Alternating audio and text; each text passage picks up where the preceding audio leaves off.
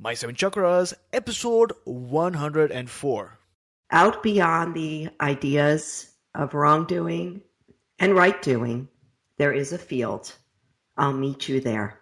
The seven chakras, swirling vortices of energy, positioned throughout our body from the base of the spine to the crown of the head. For thousands of years, this ancient wisdom has been passed on from master to disciple. What are the functions of these energy centers? And could these chakras help you unlock your destiny and find your true purpose? Welcome to My Seven Chakras. And now, your host, Aditya Jai Kumar. What's up, my Action Tribe? AJ here, founder and host of My Seven Chakras, and I want to thank you for pressing the play button on the show and trusting me with your precious time. We are on episode number 104, Action Takers, and if you ask me, it feels phenomenal. Not only because I actually followed through and crossed 100, but also because of the impact that this work has had on so many listeners. I just love sharing and chatting with our Action Tribe members on our official Facebook group. I love the emails that I get about the show and how it's changed people's lives. And I also love interacting with folks on social media, on Instagram and Twitter. But if you ask me, has this journey been an easy one? I would say no way. To be honest with you, there have been moments, especially days when I have back-to-back interviews, when I would wake up and say, gosh, I just wish I could sleep in. There are moments when I want to take a break, relax, and just give up. And during these moments, I ask myself, why am I doing all of this? What is my why? What is my purpose? And all of a sudden, I regain that clarity, I regain my motivation, and I feel even more determined, and I jump back on track. Action takers, I'm sure you are also trying to get somewhere. Maybe you're trying to get healthier, lose weight, enhance your communication skills. Maybe you want to launch a business or get a new job. There might be moments when you just don't have the energy and you feel down. During these moments, ask yourself, what is my why? What is that one thing that drives you to take action? Is it your family, your kids, your parents, your employees? Whatever it might be, your why will keep you going. Now, in order to keep you inspired, motivated, and strong, I have handpicked 27 of the most inspiring quotes shared on the show, and I've created a document that you can refer to whenever you want. To download this gift, all you need to do is visit my7chakras.com/27download. Once again, that's my7chakras.com/27download. So enter your email address, download your gift, and get inspired. And with that, we've arrived at the moment that you have all been waiting for. I am super excited to bring you our featured guest for today, Cara Bradley. So Cara, are you ready to inspire? I am, AJ. Thanks for having me. Awesome. So Cara Bradley is the author of On the Verge. She is a passionate teacher of yoga, meditation, and fitness who has been in the trenches of personal transformation as a mental strength coach for over 3 decades at her Verge Yoga Center, retreats, corporate training sessions, and with sports teams at Villanova University and Penn State. She lives in Wayne, Pennsylvania. So Cara, I've given our listeners a mini intro, but I'm sure that our listeners would like to know a bit more about you. So take about a minute to share. Well, I've been a teacher my whole life, but I've also been a student my whole life. And what I have been a student of is living fully. I'm passionate about showing up for my life and feeling alive and awake in everything that I do and in every moment. And I've dedicated my life to helping others do so as well. Yeah. Wonderful. So living fully, that's what we really look forward to learning from you about, how to really live fully, not just live, but live fully. And I'm sure you agree that words are powerful. Words can start wars and they can end wars. They can also begin new relationships when people say I do, and they can end relationships when an employee says I quit. Mm-hmm. And that's why we start every episode with some words of inspiration in the form of some carefully chosen words. That is an inspirational quote. So are you ready? I am. Awesome. So what is your favorite inspirational quote? And also tell us how you apply this quote to your life. Sure. Well, I have so many, and I can't wait to get a hold of your 27 quotes that you were talking about. And for many of us, different quotes apply at different times. But one of my go-to quotes is by Rumi. And he wrote, "Out beyond the ideas of wrongdoing and right doing, there is a field. I'll meet you there." And it inspires me because I recognize, as many of us do, that when we can get beyond our judgments, comparisons, doubts, and fears, we do meet each other in this field where we sense immediately our connectiveness, our oneness, our energetic communication, everything that we are all seeking is always available to us when we just get beyond the ideas of wrongdoing and right doing. So it speaks to me constantly, that quote. I think that's powerful. Beyond our judgments and beyond our fears, there's definitely a field, and I will meet you there. So thanks a lot for sharing this quote. I'll have this in the show notes as well. So, what really inspired you to write your book on the Verge? Well, I've been teaching movement disciplines my entire life. Since I was 15 years old, I started to teach. And I've noticed something over the years and years of teaching people is that we really beat ourselves up pretty good on a yoga mat or in the other disciplines that I've been teaching. The common thread for so many of us is that we feel like we've got to get to some place in order to get it right or to be advanced. All this stuff, we're constantly searching. And what I've recognized in my own self on my own journey and also in teaching others is that when we can let go of all the striving and the seeking, the forcing and the fixing, and when we can just show up right here, right now in this moment, we are everything we've been looking for. And so I've been inspired to share this with as many people as will pick up the book, that we are already everything that we're seeking for. We are already clear and awake, confident and open.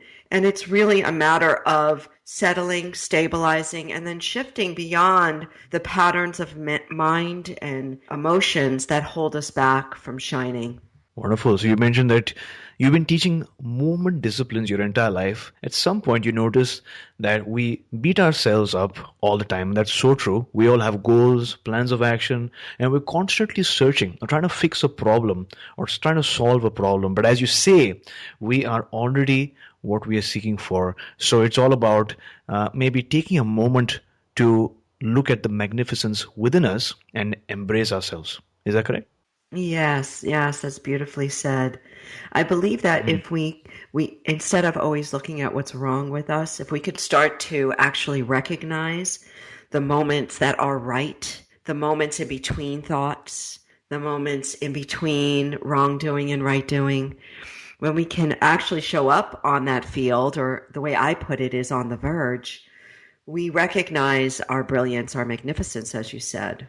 And so it's a matter of really starting to recognize more often and starting to trust that.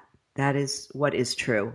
Wonderful. Now, before moving on, what exactly do you mean by the verge? Is that a feeling? Is that a state? What exactly is it? Oh, I'm so glad you asked that question.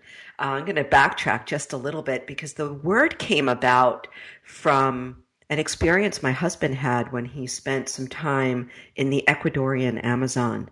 And when he was down there living with an indigenous community, they spent much of their time hanging out on these little plots of land where two ecosystems would meet. So if you can picture two river systems that come together, there's a lot of energy. And right there on that plot of land, there's been proof, scientific proof, that nature and wildlife thrive.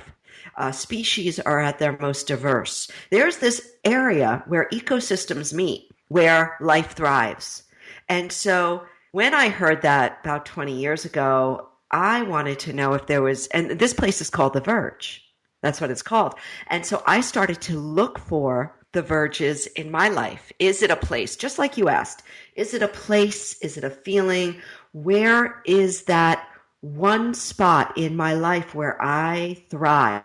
And so this is how I came about this idea of showing up on the verge. And Really, what the Verge is, and the way I use it, is this moment. This moment is the Verge. This, and now this, and now this moment. And when we show up on the Verge in the moment, we thrive. Life thrives. Wonderful.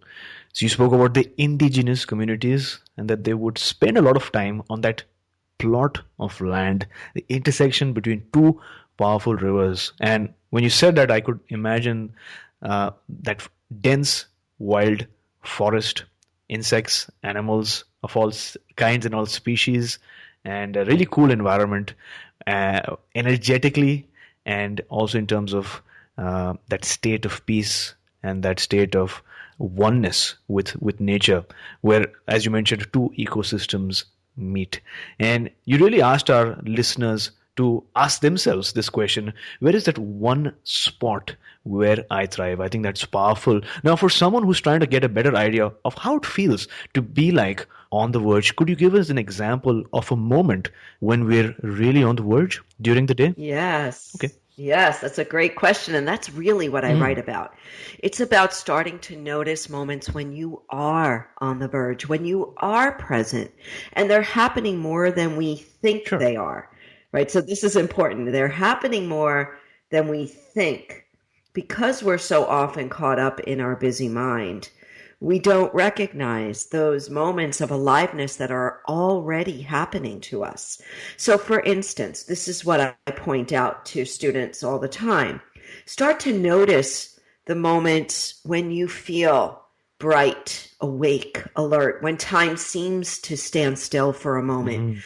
So it could be as simple as driving home from work and you stop at a red light and you look up and there's a brilliant sunset. And for a moment, you just pause.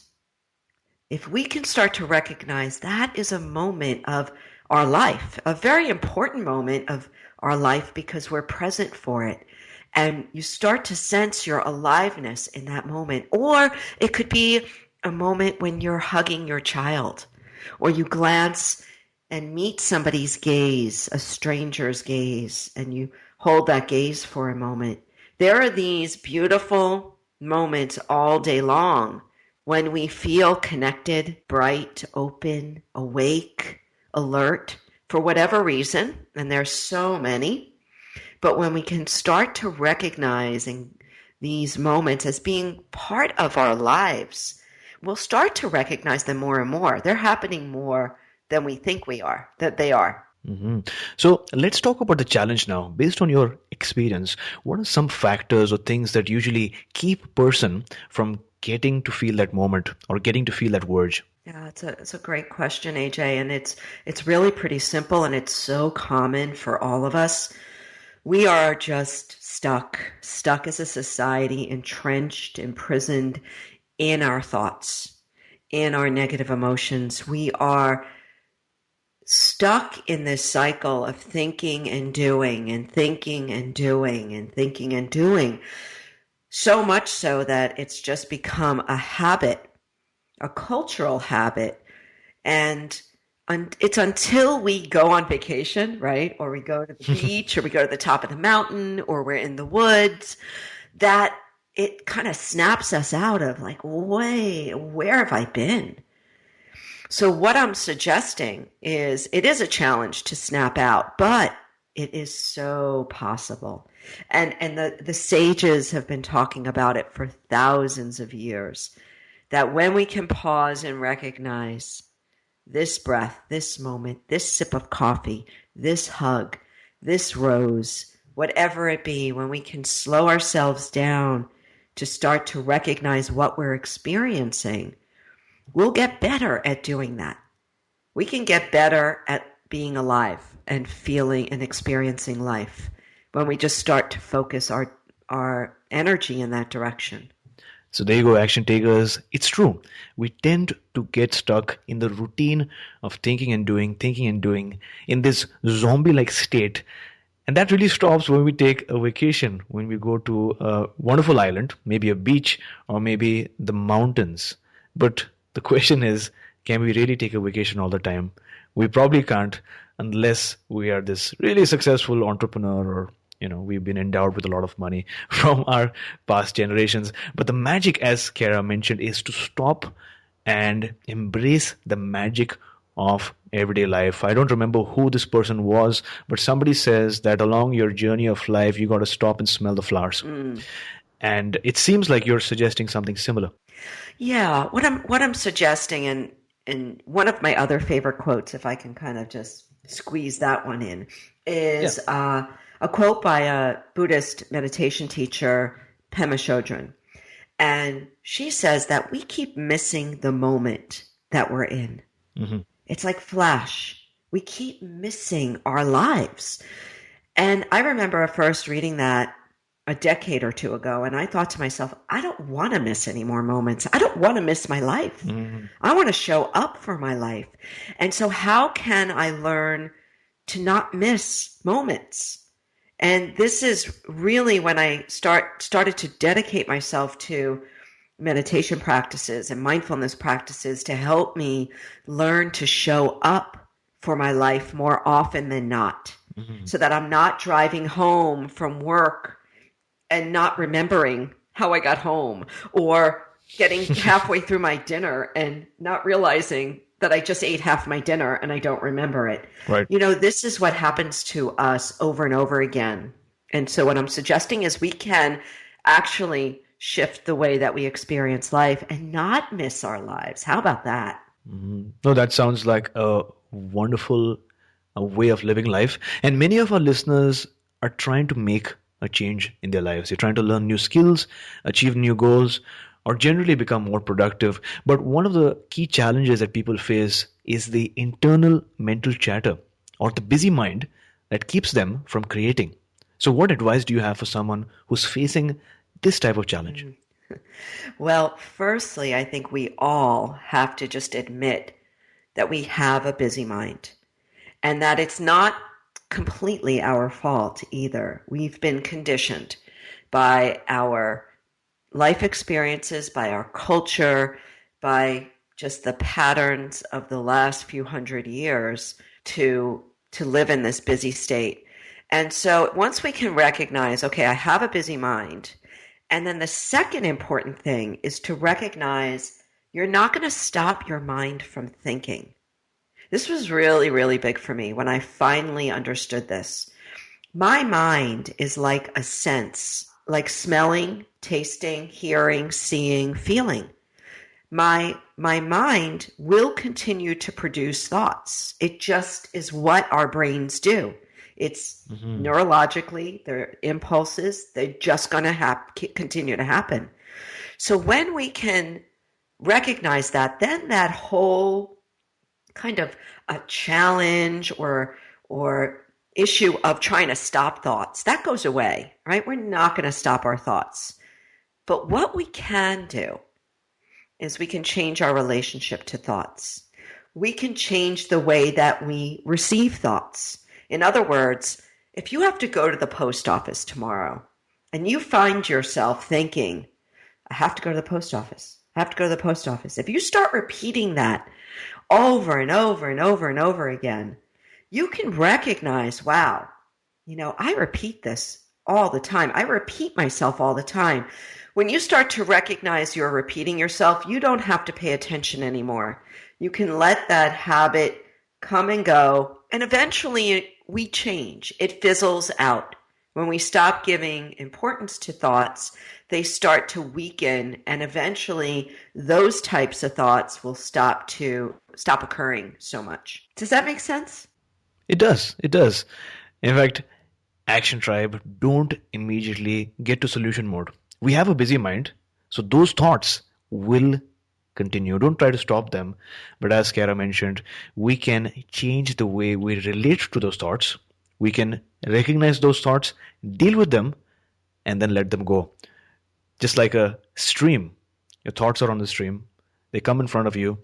You look at them. You respect them. You give them the attention they deserve. And once they do, they'll just float away. So that's a wonderful way of thinking, the post office analogy.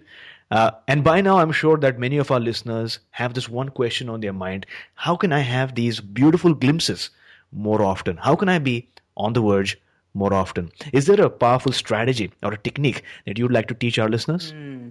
Yes. Well, there's just such a simple way to do this, and Right. it is based on mindfulness practices.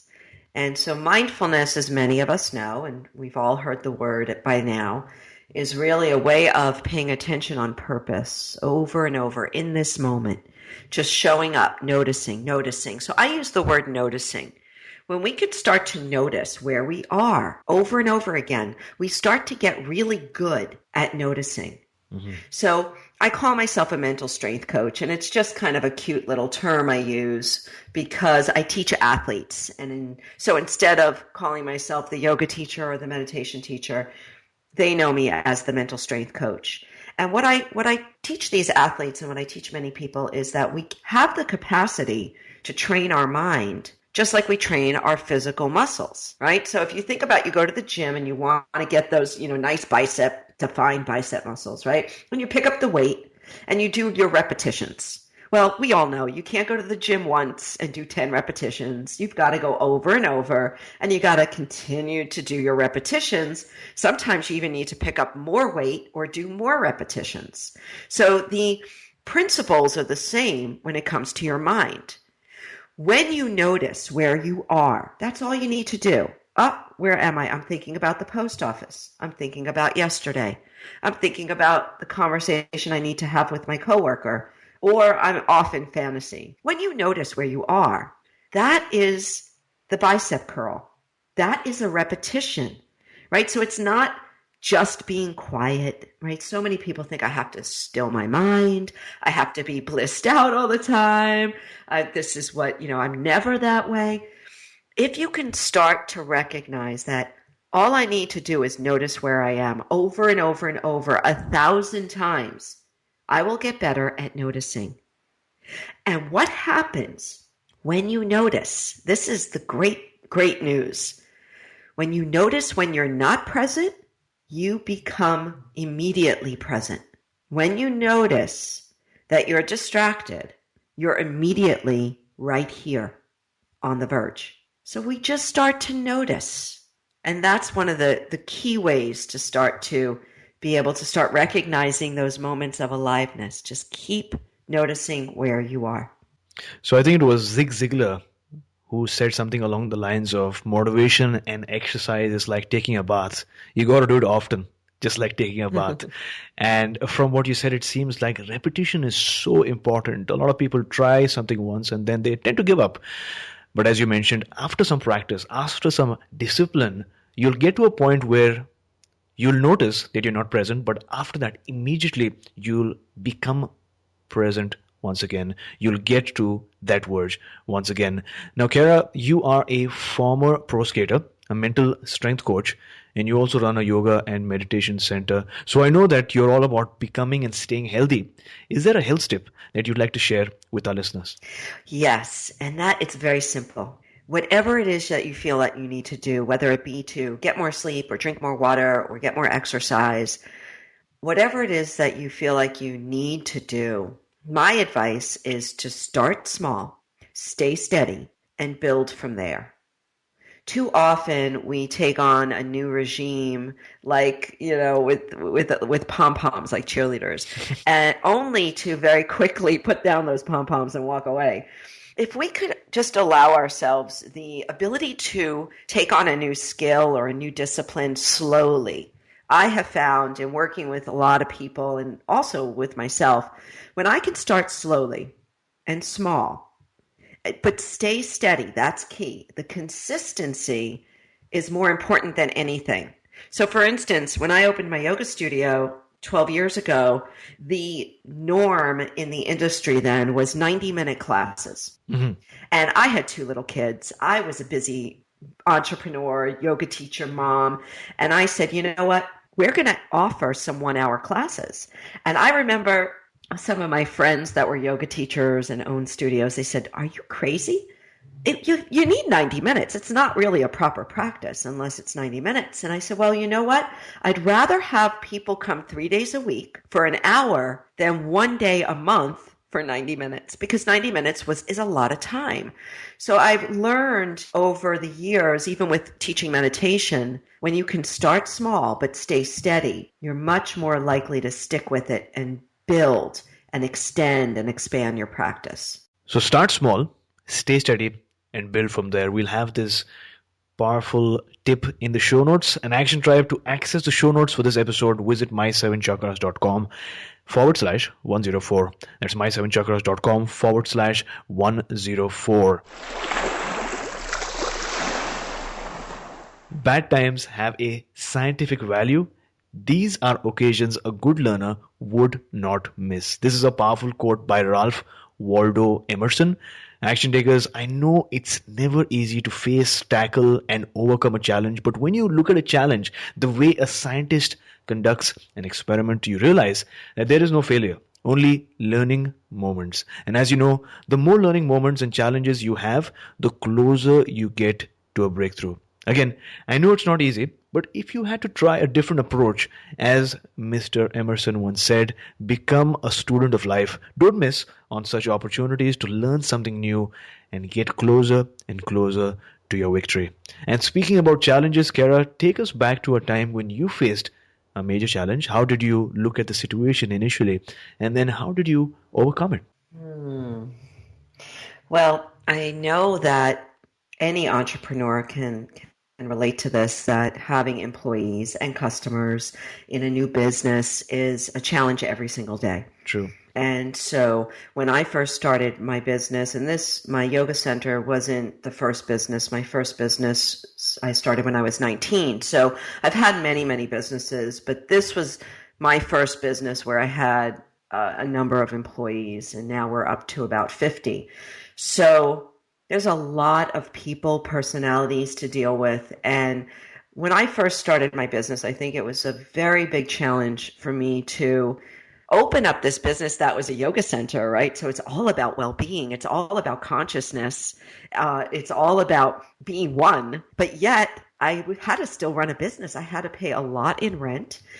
So for me, felt like I was always walking on a balance beam, trying to stay awake and conscious in how I ran the business, but yet also recognizing that things needed to get done and bills needed to get paid, and certain people would work out, certain people didn't work out, and I couldn't please every customer. So there was a lot to juggle at the time. Luckily, I had practices, especially my meditation practice. I think for anything that I have had to deal with in my life, and we all are faced with many challenges, sitting down to my meditation practice where I can get quieter and more still and feel myself in a sense of space where I can get clearer on issues has always helped me.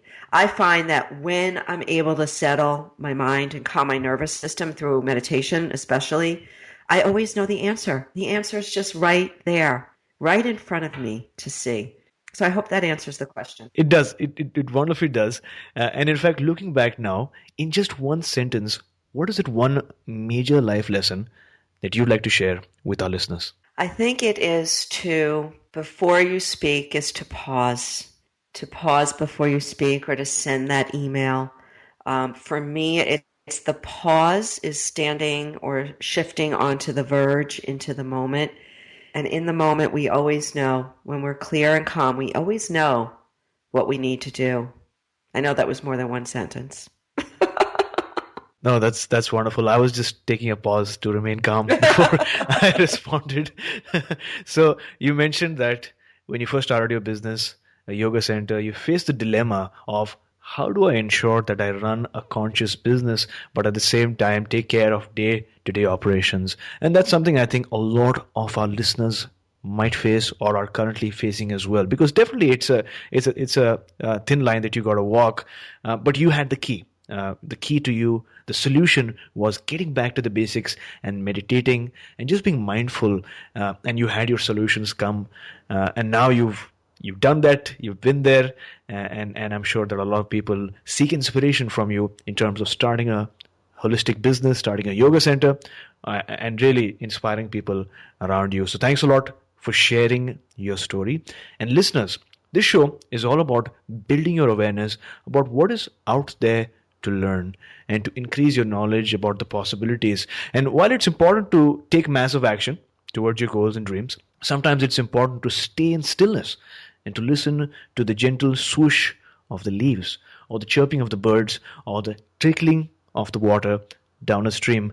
Because, as John Lennon once said, life is what happens when you are busy making other plans. So, Kara, have you found your life's calling? And if yes, what is your life's calling?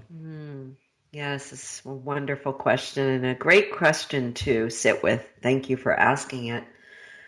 I do feel like I have found what I am most passionate about. And I feel very blessed to be able to support other people in finding their passions as well. So what my passion is, as I said earlier, is to not miss my life by living in my busy mind, but to show up fully and directly experience my life in a way that I feel awake and alive. And that doesn't mean that my life is always going to be all bows and ribbons. I recognize that, but my passion is in showing up no matter what. And so I've dedicated my life to helping others do the same, to build practices into their lives and to recognize how it feels. What is it like to show up and be fully alive in this precious life we have? And so that's what I do through different mediums. And so I'm always exploring different mediums, whether it be writing or yoga or podcasting or teaching, corporations. I feel very fortunate that I can teach this in so many different ways. Wonderful. One thing I noted was that you not only teach people or coach people or write a book, but you're embodying all these skills, all these principles, all these value sets in your life every single day. And you're not afraid to make mistakes or grow at the same time. So looking back now, was there ever a special moment beyond which you were pretty sure that your life was about to change? Take us to that very moment. Oh, yes. So I was 19 years old. I was a college track runner, and I was transferring colleges as a sophomore. And so this was going to be my last college track race. I was an average runner, middle of the pack. I ran mid distance. And so before this last race, I went off on my own, which was something I'd never done before. And I started to talk to myself as a 19-year-old and said, why don't you beat your personal record? Why don't you just do it? This is your last race. And so during this jog, if you can picture it, I was running very slowly, and I started to repeat to myself, personal best, personal best. By the time I walked up to the starting line, I was clear and calm in a way I had never been before. I remember it vividly. The gun went off. I took off for my 2 laps. The first lap, I don't remember much. The second lap, I remember having one thought, and that was when I passed our very best runner. And I thought to myself, she must be having a really bad day because I was passing her. Well, I crossed the finish line in 3rd place. My teammates jumped on me. I had no idea until I looked up at the clock, and I had shaved 6 seconds off my personal record, which is unheard of in the 800. Well, immediately I thought, I did it. This is wonderful. But within that same breath, it came to me that I had always had this strength. And I thought to myself, are you kidding? You always had this confidence and this clarity and this strength in you. What happened during this race that you were able to tap into this potential? What happened? How do I do it? How did I get there?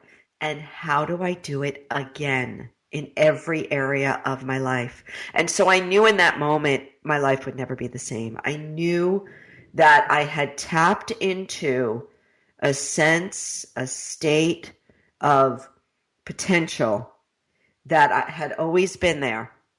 And I knew that I would forever be wanting to, or hopefully, which I have arrived at, the place where I can access that. over and over again. I think that's a beautiful and a powerful story, and I'm sure many, if not all of our listeners listening to this episode right now are feeling charged up, feeling motivated, feeling inspired, and sort of have that vision in front of them, their finish line, whatever it is. It might not be athletics, it might be a business, your relationships, whatever it is. I'm sure they have their strength once again to finish the race. And this brings us to my favorite round, the wisdom round. And by the way, this is a rapid fire round that contains just 4 questions. Are you ready?